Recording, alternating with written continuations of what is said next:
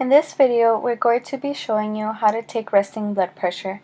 The importance of blood pressure is how to read blood pressure so it can help you determine too high or too low blood pressure. If your blood pressure is too high, it can lead to other risks and health problems. Two things to know are systolic and diastolic pressure. Systolic will be the highest reading while taking blood pressure, and diastolic will be the lowest reading. First and foremost, make sure that the subject has not consumed any caffeine or nicotine at least 30 minutes prior to testing. To start, make sure the subject is sitting on a chair that has back support with feet flat on the ground and arms at chest level.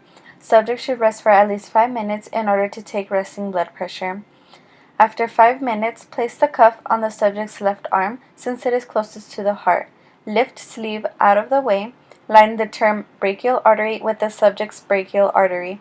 When wrapping the cuff, make sure it fits correctly and is placed right. A cuff too small or too big or on the wrong place can alter the blood pressure reading.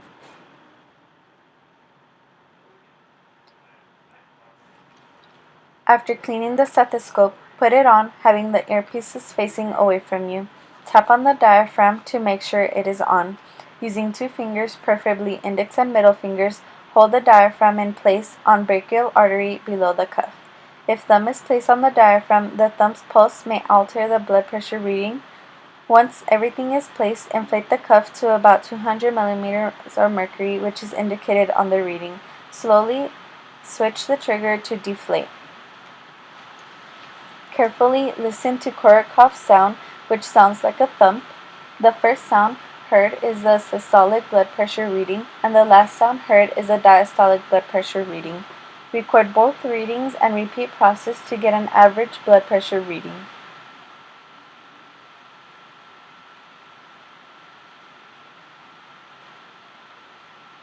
This chart indicates blood pressure categories.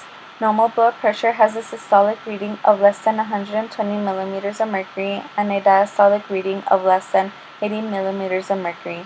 Anything higher is categorized as prehypertension or high blood pressure. A systolic reading of 180 millimeters of mercury or higher and a diastolic reading of 110 millimeters of mercury or higher should be treated immediately.